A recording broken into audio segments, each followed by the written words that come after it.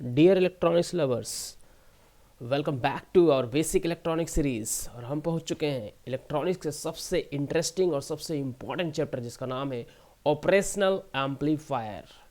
सो हमारा जो सीरीज होगा इस प्रकार चलेगा। इंट्रोडक्शन देखेंगे हम इसका, practical and ideal op amp कैसा होता है वो देखेंगे। एक बहुत ही नया पैरामीटर है, अभी तक एम्पलीफायर के बहुत सारे पैरामीटर हमने देखे, gain, bandwidth, input impedance, output impedance etcetera. और एक नया पैरामीटर होगा स्लू रेट, तो उसको मैं अलग से एक चैप्टर के वाइज उसको पढ़ाऊंगा। उसके बाद आइडियल ऑपरेशनल एम्पलीफायर के पैरामीटर्स पे ध्यान देंगे, क्योंकि जो भी हम आगे एनालिसिस, डिज़ाइनिंग और कॉन्फ़िगरेशन करने वाले हैं उसमें हम आइडियल ऑपरेशनल एम्पलीफायर्स को यूज करेंगे। That's why will understand ideal op amp parameters. उसके बाद एक वर्चुअल ग्राउंड का कॉन्सेप्ट होता है, which is obviously based on the concept of ideal operational parameter. इसलिए मैं इसके बाद इस कॉन्सेप्ट को बताऊंगा। On the basis of understanding this all this concepts and definitions हम स्टार्ट करेंगे ऑपरेशनल एम्पलीफायर को। नेगेटिव फीडबैक, जो ऑब्वियसली हम जानते हैं, हमने ऑलरेडी फीडबैक चैप्टर में नेगेटिव फीडबैक का इंपॉर्टेंस देखा था, जिससे गेन को हम भले ही कॉम्प्रोमाइज़ करना पड़े लेकिन स्टेबिलिटी बढ़ जाती है, बैंडविड्थ बढ़ जाते हैं, जो भी हमारे रिक्विजाइट्स है वो बढ़ जाते हैं। तो उसके लिए नेगेटिव फीडबैक देखेंगे। नेगेटिव फीडबैक करते हुए इन्वर्टिंग, नॉन इन्वर्टिंग एम्पलीफायर देखेंगे। साइमल्टेनियसली एक एम्पलीफायर को non inverting and inverting mode में रखते हुए हम उसको एम्पलीफिकेशन कैसा होता है वो देखेंगे। और एक बहुत ही कॉम्प्लिकेटेड डिज़ाइन वाला एक एम्पलीफायर होगा, इंस्ट्रूमेंटेशन एम्पलीफायर, जिसको एनालिसिस से हम काफ़ी ब्रॉड सेंस एनालिसिस सीख जाएंगे एक ऑपरेशनल एम्पलीफायर का। उसके बाद ऑपरेशनल एम्पलीफायर के लीनियर एनालॉग सिस्टम्स और नॉन लीनियर एनालॉग सिस्टम। इसका मतलब है लीनियर मतलब कैपेसिटर, इंडक्टर, ये लीनियर डिवाइस माने जाते हैं, लेकिन डायोड क्या होता है, एक नॉन लीनियर डिवाइस होता है। तो जब एक ऑपरेशनल एम्पलीफायर के सर्किट में एक कैपेसिटर या एक इंडक्टर कनेक्ट करेंगे और फिर देखेंगे वो कैसे ऑपरेट करता है, क्या फंक्शनैलिटीज शो करता है, क्या ऑपरेशंस एग्जीक्यूट करता है, तो उसके लिए different like differentiator amplifier, integrator amplifier like ये सब देखेंगे। जब उसको डायोड से कनेक्ट करेंगे या एक ट्रांजिस्टर से कनेक्ट करेंगे अलग से एक सेपरेटली, तो वो नॉन लीनियर ऑपरेशंस एग्जीक्यूट करेगा, लाइक लॉगरिथमिक एम्पलीफायर या एक्सपोनेंशियल एम्पलीफायर या फिर स्मिथ ट्रिगर वगैरह या पीक डिटेक्टर सर्किट बनाने का हम देखेंगे कि कैसे पॉसिबिलिटी होती है। इसके अलावा कुछ मिसलेनियस ऑपरेशनल सर्किट्स जो एग्जाम में आ सकते हैं या न्यूमेरिकल प्रॉब्लम सॉल्व करने के लिए मिसलेनियस डिजाइनिंग करेंगे, और will deal with that final chapter and conclude this whole series of operational amplifier. But today let us introduce the first topic, that is operational amplifier होता क्या है। पहले तो ये समझते हैं कि ऑपरेशनल एम्पलीफायर के बारे में डिफरेंशियल एम्पलीफायर जब हम पढ़ रहे थे तो भी हमने इसका जिक्र किया था, तो थोड़ा आपको जरूर आइडिया होगा कि ऑपरेशनल एम्पलीफायर एक्चुअली होता क्या। इंटीग्रेटेड सर्किट जितने भी बनाए जा रहे हैं और एनालॉग सिस्टम, यानी कि जब आज के ज़माने में डिजिटल इलेक्ट्रॉनिक्स आया हुआ है, बट जब डिजिटल इलेक्ट्रॉनिक्स का एडवेंट नहीं हुआ था, जब पदार्पण नहीं हुआ था, तो यही वो एम्पलीफायर था जो हमारे सारे कंप्यूटिंग सिस्टम को कहीं ना कहीं फैब्रिकेट कर रहा था। यानी कहने का मतलब है कि पहला जो कंप्यूटर आया था इस दुनिया में वो एनालॉग कंप्यूटर था। हमको अर्थमेटिक लॉजिक यूनिट्स जो हमने पढ़ा, जिसके बारे में कि अर्थमेटिकल ऑपरेशन लाइक सम कर देना है, दो वैल्यूज का एडिशन करना, सब्ट्रैक्शन करना है, इवन मल्टीप्लिकेशन, डिवीजन वगैरह करना है, या किसी अदर ऑपरेशन, मैथमेटिकल ऑपरेशन करना चाहते हो, तो हमें एक सर्किट आईसी बनानी पड़ेगी ऑब्वियसली। तो इंटीग्रेटेड सर्किट जो हम बनाते थे उस टाइम पे जब एनालॉग कंप्यूटर का वर्ल्ड था, तो यही वो बेसिक डिवाइस था, एलिमेंट था जो डोमिनेट कर रहा था उस वर्ल्ड में, एनालॉग इलेक्ट्रॉनिक्स की दुनिया में जो डोमिनेट करता था। तो इंट्रोडक्शन के रूप में अगर मैं बात कहूँ तो ये कहना गलत नहीं होगा कि ओपेम्प जो नाम है, यानी ऑपरेशनल एम्पलीफायर जो नाम है, ये एब्रिविएशन जो आया है ओपेम्प वो ऑपरेशनल एम्पलीफायर से। और ऑपरेशनल एम्पलीफायर का नाम कहाँ से आया है? From the history of analog electronics, जब एनालॉग कंप्यूटर्स में हमें एनालॉग ऑपरेशंस करने पड़ते थे। यहाँ पे ऑपरेशनल का मतलब है अर्थमेटिक ऑपरेशंस, ठीक है। ऑलरेडी मैंने बताया जैसा कि जो भी हमें वैल्यूज के एडिशन करना, सब्ट्रैक्शन करना है, डिफरेंशिएशन भी कर सकते हो, इंटीग्रेशन कर सकते हो, ये सारे ऑपरेशंस के नाम पे इसका नाम पड़ा है, ठीक है। The name has come from that history, इस तरह से इसका नाम पड़ा था। तो अगर मैं एक पॉइंट वाइज कुछ लिखने की कोशिश करूँ चीज़ों को, if I try to write in terms of certain points as an introduction to operational amplifier, तो फर्स्ट पॉइंट में लिखूंगा कि ओपेम्प जो होता है, op amp is basic building block of what, monolithic integrated circuits, short में लिख दिया मैंने आईसी। जो भी आईसी बनाते थे एनालॉग इलेक्ट्रॉनिक्स का, उसका बेसिक बिल्डिंग ब्लॉक है, ठीक है। दूसरा नंबर, आईसी के जब चैप्टर में पहुंचेंगे तो आपको मोनोलिथिक आईसी का और डिटेल अंडरस्टैंडिंग मिलेगी, but let us try to just understand about operational amplifier, that is basic building block of monolithic IC. दूसरा नंबर पॉइंट मैंने ऑलरेडी बता दिया कि जो नाम आया है इट वाज, ठीक है, इट वाज डिजाइंड, ये भी लिख देता हूं मैं आपके लिए, it was designed to perform mathematical operation, short में लिख देता हूं मैथ ऑपरेशंस, ठीक है, operations like addition, subtraction, differentiation, integration, ठीक है, इंटीग्रेशन शॉर्ट में लिख देता हूँ। ये सारे ऑपरेशंस को एग्जीक्यूट करने के लिए किसमें, एनालॉग कंप्यूटर में, एनालॉग इलेक्ट्रॉनिक्स में, एनालॉग कंप्यूटर में इसका नाम एक्चुअली पड़ा ऑपरेशनल एम्पलीफायर। किस तरह से नाम पड़ा और ये है क्या, ये भी ये पॉइंट जस्टिफाई कर देता है। मैं एक बात बताने की कोशिश, अब तक हमने इलेक्ट्रॉनिक्स पढ़ा, ट्रांजिस्टर्स पढ़ा, एम्पलीफायर्स पढ़ा, तो उस पॉइंट ऑफ व्यू से एक वर्ड यहाँ मैं लेके आने वाला हूँ। ये होता क्या है, देखिए, एक ऐसा एम्पलीफायर है जो वोल्टेज से ही कंट्रोल होता है और वोल्टेज ही ये सप्लाई करता है, यानी कि voltage control end voltage source की तरह काम करता है। तो मैं लिख सकता हूँ कि operational amplifier is a voltage control voltage source device, it's a voltage control voltage source device. Just try to understand VC VS का मतलब क्या होता है। मतलब इनपुट में हम वोल्टेज देंगे, आउटपुट से भी वोल्टेज ही लेते हैं, इसलिए इसका नाम है voltage control voltage device. Now इस ये जो VC VS मैंने लिखा है, इसको मैं एक नेटवर्क डायग्राम, एक कह सकते हैं एक सिमिलर नेटवर्क डायग्राम से समझाने की कोशिश करूंगा, बिकॉज बाद में जो इसके पैरामीटर्स होंगे वो समझने में ये हेल्पफुल होगा। इसलिए if you don't understand VC VS then I am going to draw this, ठीक है, यहीं पे मैं ड्रॉ करने वाला हूँ। देखिएगा, देखिए, एक इनपुट साइड में कुछ वोल्टेज आप देते हो पहले तो, और ये जो वोल्टेज का ये सोर्स होता है, यहाँ से आप सप्लाई देते हो, और इसका अपना भी कुछ रेजिस्टेंस होता है। जैसे आप बैटरी भी लगा रहे हो, आप किसी टॉर्च को जलाने की एक बैटरी मान लो कनेक्ट किया आपने, सिंपल लाइफ, तो उस बैटरी का अपना एक रेजिस्टेंस होता है, ठीक है। तो यही वो रेजिस्टेंस है RS, आपने कुछ सप्लाई दिया, उसका अपना एक रेजिस्टेंस है। नाउ अब डिवाइस में ये कनेक्ट होने वाला है, तो उस डिवाइस में जब ये सोर्स अप्लाई होगा तो this source will feel certain input impedance और इनपुट रेजिस्टेंस, तो वही इस डिवाइस का इनपुट रेजिस्टेंस में यहाँ पे ड्रॉ कर दिया, उसको बोला जाता है RI, ठीक है, RI ये इनपुट इम्पिडेंस है जो आप यहाँ डिवाइस लगा रहे हो, और ये जो वोल्टेज दोगे अब जाके कुछ इसको मिलेगा, ठीक है। जो वोल्टेज आप दोगे जरूरी नहीं कि एग्जैक्टली यहाँ पर बराबर मिल जाए, इस इनपुट इम्पिडेंस पे डिपेंड करता है कि कितना वोल्टेज यहाँ पे अपीयर होने वाला है। Now I am going to tell you the importance of this RI, but let me complete this diagram. अब ये जो इनपुट यहाँ मिलेगा, ऑब्वियसली यहाँ पे VI अब जाके मिला, जो VS आपने दिया उसका कुछ हिस्सा यहाँ पे आया। आप चाहोगे कि ज़्यादा से ज़्यादा हिस्सा यहाँ पे आए, तो उसके लिए आप चाहोगे कि रेजिस्टेंस की वैल्यू ज़्यादा से ज़्यादा, कौन सा रेजिस्टेंस, ये resistance, and this resistance is called RI, ठीक है, and this resistance is called R input impedance of the device feature, जिसको आप ये सप्लाई दे रहे हो। तो ये इनपुट इम्पिडेंस आप चाहोगे कि ज़्यादा से ज़्यादा हो।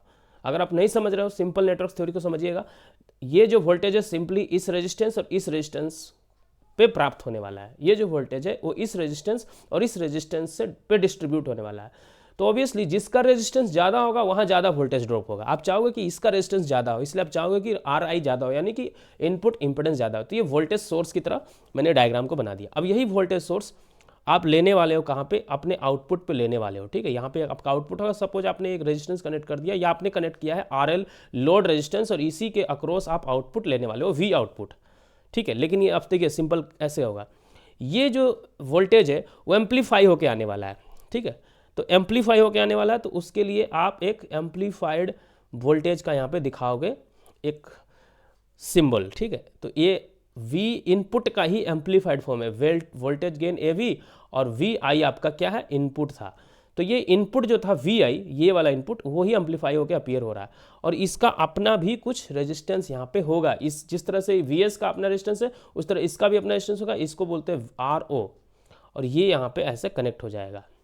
अब इस जो नेटवर्क मैंने बनाया है, कहीं ना कहीं एक इक्विवेलेंट डायग्राम है, इसको समझिएगा कि दिस होल नेटवर्क और सिस्टम इज कॉल्ड VCVS, ठीक है, वोल्टेज कंट्रोल वोल्टेज सोर्स की तरह काम कर रहा है। हमारा जो ऑपरेशनल एम्पलीफायर है वो इसी तरह का कुछ इक्विवेलेंस बनने वाला है आगे जाके। So everything will become simple to understand. In order to that let us give और invest our time here itself. First slide में मैं चाहता हूँ आप टाइम दे दें यहाँ पे, सो दैट आगे आपको बहुत ईजी लगे। तो आप चाहोगे व्हाट डू यू वांट कि आपका ज़्यादा से ज़्यादा जो वोल्टेज है वो यहाँ पे ड्रॉप हो, यानी VI आप ज़्यादा से ज़्यादा यहाँ VS से VS का ज़्यादा से ज़्यादा हिस्सा यहाँ आए तो VI ज़्यादा, VI के लिए क्या चाहोगे RI ज़्यादा से ज़्यादा हो।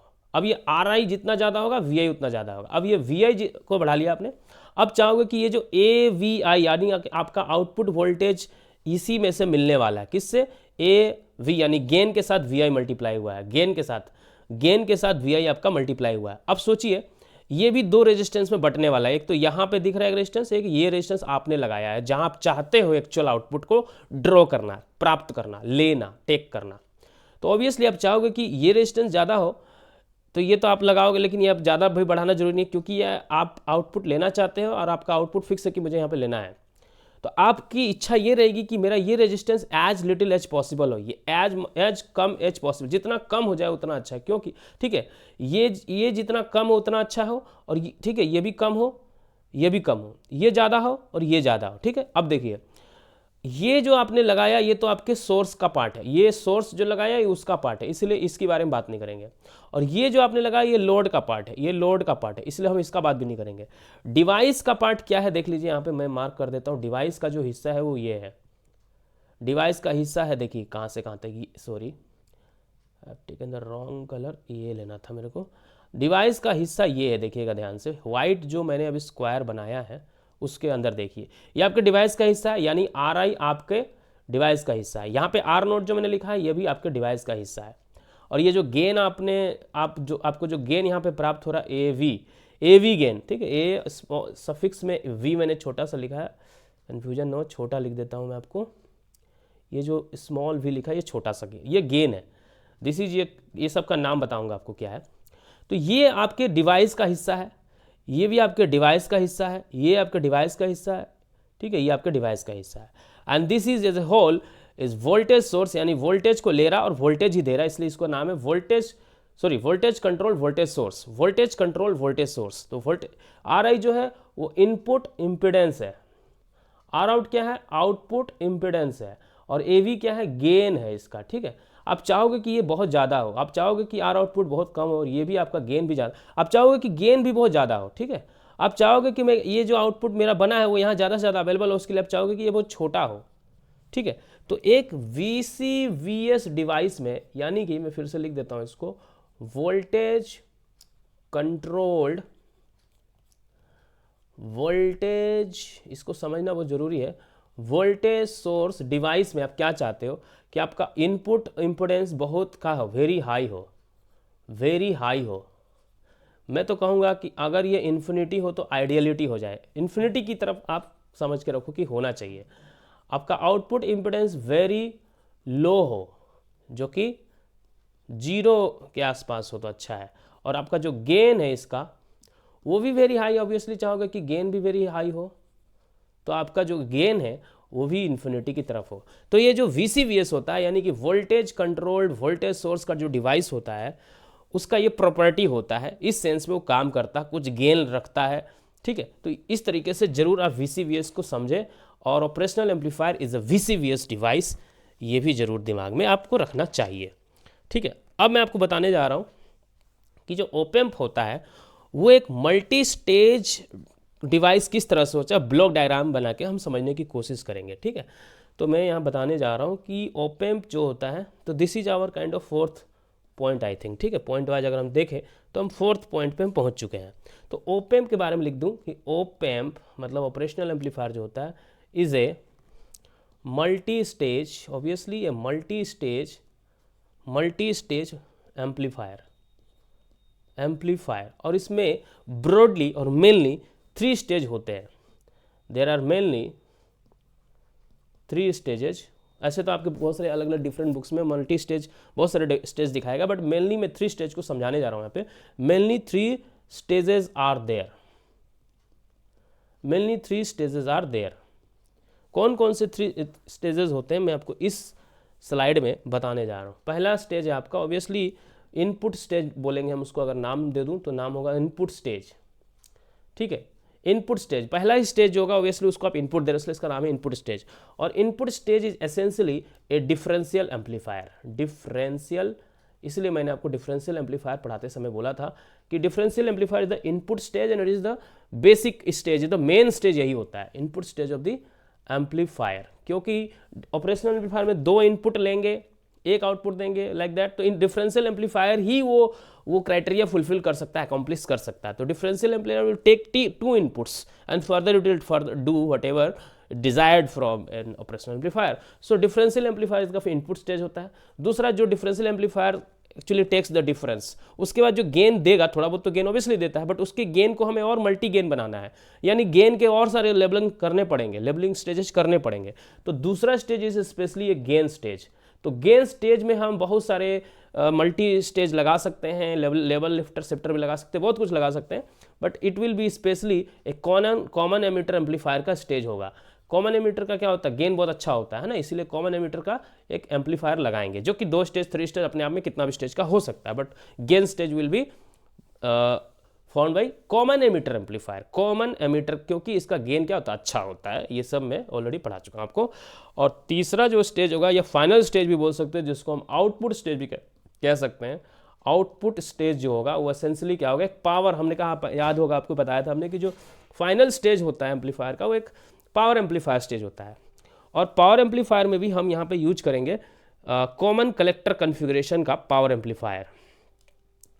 और पावर एम्पलीफायर में हम जब एक चैप्टर हम पढ़ेंगे पावर एम्पलीफायर के, जिसमें हम पुश पुल एम्पलीफायर के बारे में पढ़ेंगे, तो पावर एम्पलीफायर जो यूज होता है वो स्पेसिफिकली अगर किसी किताब में आप प्रेफर करो तो पुश पुल एम्पलीफायर के बारे में लिखा है, बट मेन आप समझिएगा सीसी एम्पलीफायर का यूज करते हैं। सीसी मतलब कॉमन, जैसे ये सी है वैसे सीसी कॉमन कलेक्टर कन्फिग्रेशन वाला एम्पलीफायर का यूज किया जाता है। एंड व्हाई कॉमन कलेक्टर में बता दूं, क्योंकि इसका जो इनपुट इम्पिडेंस है वो हाई होता है और आउटपुट इम्पिडेंस जो होता है वो लो होता है कॉमन कलेक्टर के केस में। और वो किस तरह बेनिफिशियल है, will deal with that, but why this configuration is actually used, यहाँ पे एक छोटा सा आइडिया आपको मिल जाना चाहिए कि इसका इनपुट इम्पिडेंस हाई होता है, आउटपुट इम्पिडेंस लो होता है। अब यहाँ भी समझ सकते हैं, समझे होंगे इस बात को कि मेरा इनपुट इम्पिडेंस हाई चाहिए और आउटपुट इम्पिडेंस, यहीं पे मैंने लिखा है इनपुट इम्पिडेंस आपको क्या चाहिए, हाई चाहिए, आउटपुट इम्पिडेंस लो चाहिए। तो यही कारण है कि हम ऐसा कुछ करते हैं, ठीक है। तो ये ब्रॉडली 3 स्टेजेस आर देयर। अब इस 3 स्टेजेस को मैं आपको ब्लॉक डायग्राम से इस चीज़ को दिखाने जा रहा हूँ, ठीक है। देखिएगा ब्लॉक डायग्राम से आप इसको समझने की कोशिश करिए, हालांकि समझने में कुछ बचा नहीं है। पहला स्टेज मेरा क्या होता है, ऑब्वियसली मैंने बोला इनपुट स्टेज। उसके बाद दूसरा स्टेज मेरा आएगा, ब्रॉडली 3 स्टेजेस होते हैं, दूसरा स्टेज, उसके बाद मेरा आएगा तीसरा स्टेज। और ठीक है, पहले स्टेज में इनपुट मिलेगा, लास्ट स्टेज से यानी फाइनल स्टेज जो मेरा है वहाँ से आउटपुट मिलेगा, ठीक है। बट मैं आपको बता दूं कि जो पहला स्टेज है वो डिफरेंशियल एम्पलीफायर है, और डिफरेंशियल एम्पलीफायर में 2 इनपुट होते हैं, इसलिए मैं 2 इनपुट दिखाऊंगा यहाँ पे। ये देखिए मैंने 2 इनपुट दिखाया है, उसके बाद में सिंगल आउटपुट निकलेगा और जाएगा। तो पहला जो स्टेज होगा वो डिफरेंशियल एम्पलीफायर होगा, ठीक है, डिफरेंशियल एम्पलीफायर।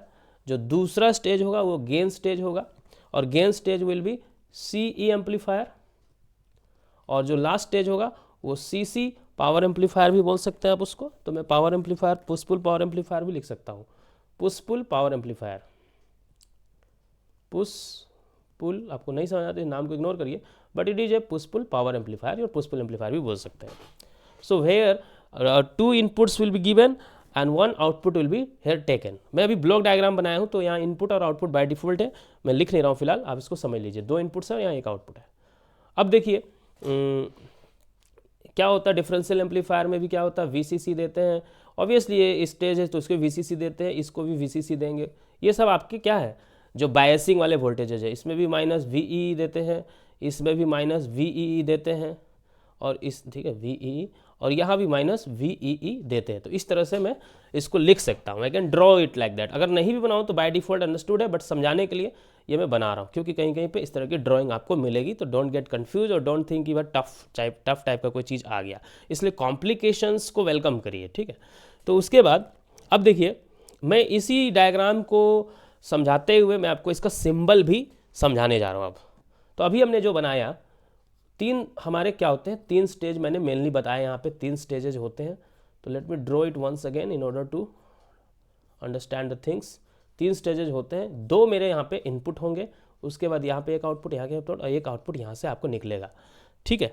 और ये जो मैंने बताया वो तीनों को, ये जो तीन मैंने यहाँ पे आपको दिखाए हैं पोटेंशियल वाले, जो आपके बायसिंग वाले जो वोल्टेजेज हैं, वो मैंने एक साथ कर दिया, कॉमन कर दिया, इन दोनों को भी कॉमन, इन तीनों को भी कॉमन कर दिया और एक निकाला इस तरह से। This is my VCC and this is minus VEE, ठीक है। अब देखिए, अगर मैं इसको एक ट्राइंगुलर शेप दे दूँ, triangular shape will be like something like this, कि इस तरह से मैं कुछ ट्राइंगुलर इस तरह से कर दूँ, अगर something like, my drawing is not that much good, इस तरह से ट्राइंगुलर कर दूँ, इसको एक ब्लॉक में डाल दूँ, ठीक है। इस तरह से ब्लॉक शेपिंग कर दूँ, यहाँ से दो आउटपुट टर्मिनल निकाल दूँ और यहाँ से एक टर्मिनल निकाल दूँ। तो एक तरह से ये मेरा, और इसको अगर मैं इनको भी इंक्लूड करूँ तो essentially it is A 5 terminal device. देखिए 5 टर्मिनल डिवाइस, आपको बुक में लिखा होगा it is A 5 terminal device. तो आप सोचोगे 5 टर्मिनल कैसे हुआ, क्यों हुआ? तो that's why I try to use this block diagram to derive this terminal diagram. अब ये टर्मिनल डायग्राम की तरह इसको यूज किया जाए और उसके बाद ये सिमेटिक सिंबल भी हमारा बन जाता है। तो if I tell this, it is a kind of block diagram, ठीक है। ये मेरा ब्लॉक डायग्राम, अगर आपको मैं गलती से बोला कि एग्जाम में कि ब्लॉक डायग्राम मेरा बनाओ, तो आप ब्लॉक डायग्राम ये बना सकते हो, ठीक है। अगर आपसे कहे कोई टर्मिनल डायग्राम बनाओ, तो समथिंग लाइक आप डिवाइस बनाओ इस तरह से। देखो आप फिर try to understand this terminal diagram. It is essentially a 5 terminal device, जिसमें दो मेरे इनपुट के होते हैं, इनपुट नंबर 1, इनपुट नंबर 2, दो तो मेरे इनपुट के हो जाते हैं, ठीक है, दो आपके इनपुट के हो जाते हैं, एक आपका आउटपुट टर्मिनल हो जाता है, एक आपका ये पोटेंशियल वाला हो जाता है और आपका ये वाला पोटेंशियल हो जाता है। So it is A 5 terminal या 5 पोर्ट भी बोला जाता है, इट इज़ पोर्ट डायग्राम भी बोल सकते हो, 5 पोर्ट। इसमें 5 पोर्ट होते हैं। पोर्ट का मतलब वही है टर्मिनल्स, इसलिए मैंने येलो कलर्स में टर्मिनल दिखाए हैं, ठीक है। तो इसी से आपका सिंबल भी अब बनने वाला है। तो मैं आपको अब सिंबल भी इस पर ड्रॉ करने वाला हूँ। अब क्या होता है, कभी कभी ये जो दो टर्मिनल दिखाए गए ये तो होते ही हैं और it is always by default, तो इसको बार बार दिखाया नहीं जाता, इसको हटा भी जाता है, इसलिए सिंप्लीफाइड वर्जन ऑफ सिंबल भी होता है। तो सबसे पहले मैं आपको अब सिंबल बताने जा रहा हूँ। अगर आप सिंबल पे बात करें, और ये काइंड ऑफ मेरा हो जाएगा पॉइंट नंबर, ये चौथा पॉइंट था, पॉइंट नंबर 5 में एक तरह से आपको बताने जा रहा हूँ। तो आपका जो सिंबल है वो सिंपली आप एक इस तरह से ट्राइंगल बना लो सबसे पहले, ठीक है। ये मैं बनाया हूँ जो ये जो ट्राइंगल टाइप का, उसी को बना रहा हूँ मैं। और अंदर की चीज़ें बाय डिफ़ॉल्ट अंडरस्टूड है, इसमें क्या है, इसमें क्या है, इसमें क्या है, the input stage, the gain stage, the output stage, ये तीनों है। तो इसको मैं ऑलरेडी बना चुका हूँ यहाँ पे। तो ये भी समझ गए आप, ये भी समझ गए। अब इससे भी सिंप्लीफाइड हो जाएगा ये, जिसमें मैं दो टर्मिनल दिखाऊंगा और एक टर्मिनल यहाँ दिखाऊंगा। और अभी फिलहाल मैं आपको ये दो टर्मिनल भी दिखा देता हूँ। ये आपका प्लस VCC लगता है यहाँ पे, या माइनस VCC लगता है, ठीक है, ये प्लस है। और यहाँ आपका आउटपुट मिलता है, और ये आपके दो टर्मिनल है, एक में प्लस एक में माइनस लिखूंगा। I tell you why this plus why this minus, but आप फिलहाल इसको समझ लीजिए। और यहाँ पे जो आप इनपुट दोगे वो इसको दे रहे हो, इसलिए V प्लस से सिम्बलाइज करता हूँ। बहुत सारे अलग अलग तरीके से भी यूज करते हैं, बट मैं इस कन्वेंशन में लेके चलूँगा। इस पे जो इनपुट दूंगा उसका नाम रखूंगा V प्लस या V पॉजिटिव भी पढ़ सकते हैं आप इसको V माइनस और V निगेटिव भी पढ़ सकते हैं। तो यहाँ भी एक वोल्टेज दूंगा, यहाँ भी वोल्टेज दूंगा। ये V पॉजिटिव वाला वोल्टेज है, ये निगेटिव टर्मिनल वाला वोल्टेज है, ठीक। अब इसका भी एक सिंप्लीफाइड सिंबल मैं बहुत सिंपल तरीके से आप लोगों को समझाना चाहता हूँ, बिकॉज ऑपरेशनल एम्पलीफायर से बहुत लोग बच्चे डर जाते हैं कि क्या है ये सिंप्लीफाइड। इसका एक सिंप्लीफाइड डायग्राम बनाया जाता है। सिंप्लीफाइड डायग्राम में कोई कॉम्प्लिकेशन नहीं है अपार्ट फ्रॉम ये मैं हटा दूंगा। ऑब्वियसली ये मैं बाय डिफॉल्ट दिमाग में रखना है, इसको बार बार ड्रॉ नहीं करना है। किसको? ये प्लस VCC और माइनस VE को, ठीक है, ये माइनस V है, सॉरी फॉर माई मिस्टेक। तो ये प्लस VCC है, माइनस VE है, ठीक है। जैसे ये माइनस VE है, ये सारे माइनस VE है, ठीक है। इसको मैं सिंप्लीफाई कुछ नहीं करने वाला हूँ। एक ट्राइंगल लूँगा, प्लस माइनस, यहाँ से दो टर्मिनल निकालूंगा, यहाँ से एक टर्मिनल निकालूंगा। यानी कि actually it is 5 terminal device, it is 5 port device, but for our simplicity we shall draw only 3 terminals or 3 ports, like one output port and दो input ports को मैं यहाँ पे बनाऊंगा, V प्लस वाला इनपुट और V माइनस वाला input. बस ये मेरा सिंप्लीफाइड सिंबल तैयार है। और जो भी मैं सिंपल, ठीक है, सिंबल, तो मैं जब भी सर्किट डायग्राम बनाऊंगा या एनालिसिस करूंगा ऑपरेशनल एम्पलीफायर की, तो यही डायग्राम को मैं मोस्टली यूज करने वाला हूँ। दैट्स वाई मेरा ये डायग्राम बन गया एक सिंपल ऑपरेशनल एम्पलीफायर का डायग्राम, ऐसा कुछ दिखता है। कैसे आया है? I have told you, I have explain this, ठीक है। तो अब हम चलते हैं बताने कि ये जो दो टर्मिनल्स है, मेरे दो टर्मिनल प्लस और माइनस का मतलब क्या है, why have given this name plus and minus, ठीक है। तो 5वां नंबर मैंने एक तरह से आपको पॉइंट बता दिया। अब यहाँ से एक बात बताना चाहूँगा आपको, ये डायग्राम पे मैं आपको लेके आना चाहता था। देखा हुआ, जाना हुआ, सुना हुआ, ऑलरेडी इंट्रोड्यूस्ड है। इस डायग्राम को मैं रिकॉल करवाना चाहता हूँ आपको, और यहीं से मैं बताऊँगा आपको कि ये जो V प्लस और V माइनस ये है क्या चीज़, ठीक है। तो लेट मी टेल यू और रिमाइंड यू दिस डायग्राम। आपको याद होगा कि जब हम यहाँ से कोई इनपुट देते हैं, यानी कि ये मेरा पहला इनपुट है V1 और दूसरा इनपुट है V2, तो मान लीजिए मैंने यहाँ से एक इनपुट दिया इस तरह से, ठीक है, और यहाँ भी एक इनपुट दे दिया मैंने सेम टाइप का, सेम फेज में। जो इनपुट यहाँ दिया वही इनपुट यहाँ भी दिया, और मैं यहाँ से, कहाँ से, यहाँ से आउटपुट लेने वाला हूँ V01 से। इसको अभी इग्नोर कर दो, इस आउटपुट को इग्नोर कर दो, सिर्फ एक इनपुट को आप दिमाग में रखो। कौन से इनपुट को? V01 को। तो अब V1 अगर आप दिए हो तो V01 जो आउटपुट मिलेगा वो इसके क्या मिलेगा, आउटपुट के मैं अलग कलर से दिखाने जा रहा हूँ। लेट मी टेक, आउटपुट को इस कलर से दिखा देता हूँ। आपने जो इनपुट दिया है, अभी दो इनपुट आपने दिया है, इस किसको? डिफरेंशियल एम्पलीफायर को। Obviously this is differential amplifier, it's a recall for you, इसलिए मैं बहुत फास्ट जा रहा हूँ, ठीक है। तो आपका होता क्या है यहाँ पे कि आप जो ये V1 दिए और यहाँ जो V2 दिए हो, V1 और V2 दोनों सिमिलर टाइप के आपके देख सकते हो, सिमिलर टाइप के फेज है, सिमिलर फेजेज में आप दोनों दे रहे हो, और आउटपुट सिर्फ यहाँ का कंसिडर कर रहे हो। तो यहाँ का आउटपुट जब इस दो लोगे तो इसके लिए जो आउटपुट होगा वो आउट ऑफ फेज हो जाएगा, लेकिन इसके लिए जो आउटपुट होगा वो इन फेज होगा। So what is the conclusion that for this setup, मतलब ये जो कॉन्फ़िगरेशन सेटअप है, ये कौन सा एम्पलीफायर है? डिफरेंशियल एम्पलीफायर के केस में दो इनपुट होते हैं, एक इनपुट यहाँ से दिया आपने, एक इनपुट यहाँ से दिया।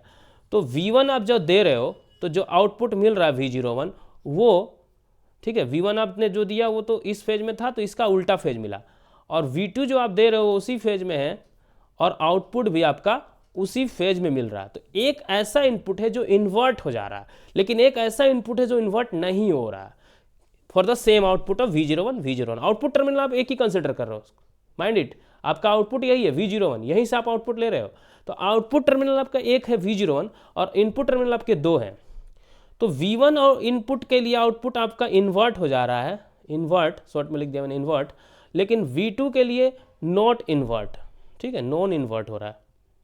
तो हम कंक्लूड कर लेते हैं सिंपली कि दो इनपुट हम जो देते हैं एक डिफरेंशियल एम्पलीफायर को, उसमें एक इन्वर्टिंग इनपुट होता है, एक नॉन इन्वर्टिंग इनपुट होता है। Such kind of thing can be inferred, ये इन्फरेंस हम निकाल सकते हैं कहाँ से? एक डिफरेंशियल एम्पलीफायर से। So if you did not understand anything, just simply understand for V1 is such an input which output is gets inverted, है ना, which output gets, जिसका आउटपुट जो है वो इन्वर्ट हो जाता है। अगर आप इस टर्मिनल से आप आउटपुट लेते हो तो जो आउटपुट है वो इन्वर्ट हो जाता है, इन्वर्ट, ठीक है। और जो V2 है उसके लिए नॉट इन्वर्ट होता है, ये वो नॉन इन्वर्ट होता है वो। इसीलिए एक ये टर्मिनल को ही हम मान के चलेंगे कि एक ऐसा टर्मिनल है ये जो इन्वर्टिंग टर्मिनल है, और एक ये ऐसा टर्मिनल है जो नॉन इन्वर्टिंग टर्मिनल है। इसलिए इस टर्मिनल का नाम दे देते हैं इन्वर्टिंग टर्मिनल, इन्वर्टिंग पोर्ट और इन्वर्टिंग टर्मिनल, और दूसरे टर्मिनल का नाम दे देते हैं नॉन इन्वर्टिंग टर्मिनल, ठीक है। तो कहाँ से ये नाम आया है, टर्मिनल, नॉन टर्मिनल, जो भी है वो ऐसे कुछ आया था डिफरेंशियल एम्पलीफायर के कॉन्सेप्ट से। What we know here from here कि पहला जो स्टेज होता है वो एसेंशियली एक डिफरेंशियल एम्पलीफायर होता है, ठीक है। ऑपरेशनल एम्पलीफायर का जो पहला स्टेज है वो डिफरेंशियल एम्पलीफायर है, यानी कि डिफरेंशियल एम्पलीफायर के जो दो इनपुट होंगे उसमें एक इन्वर्टिंग और दूसरा नॉन इन्वर्टिंग होगा, एक इन्वर्टिंग और दूसरा नॉन इन्वर्टिंग होगा। इसलिए एक इन्वर्टिंग को माइनस, नॉन इन्वर्टिंग को प्लस लिख सकते हो आप। वही चीज़ मैं यहाँ पे लिखा हूँ, यहाँ पे माइनस, यहाँ पे प्लस लिख सकते हो। वही चीज़ यहाँ पे भी आ गया, यहाँ पे प्लस, यहाँ पे माइनस, या यहाँ माइनस, यहाँ प्लस, कुछ भी लिख सकते हैं, ऊपर नीचे डज नॉट मैटर, ठीक है। तो यहाँ पे प्लस है, यानी कि ये मेरा जो टर्मिनल है इसका अब मैं नाम दे देता हूँ, प्लस वाला को मैं लिखूंगा नॉन इन्वर्टिंग। मतलब ये सिंबलाइज करता है कि इस टर्मिनल पे अगर आप इनपुट दोगे वो इन्वर्ट नहीं होने वाला, वो सेम फेज में आगे बढ़ने वाला है।